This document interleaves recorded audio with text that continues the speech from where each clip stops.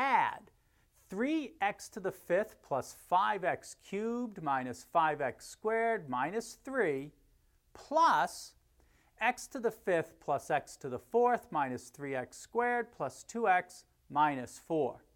We begin by combining and adding together 3x to the 5th plus x to the 5th, so 3 plus 1 times x to the 5th, the 1 being the understood coefficient of the x to the 5th term.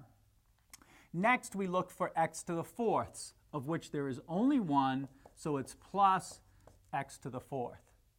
Now we look for x cubes, of which there is only 1 here, so plus 5x cubed.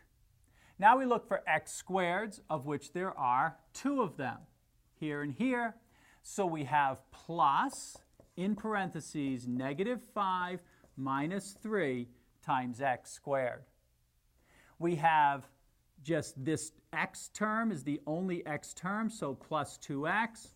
And then finally, negative 3 minus minus 4, and negative 3 minus 4 is negative 7.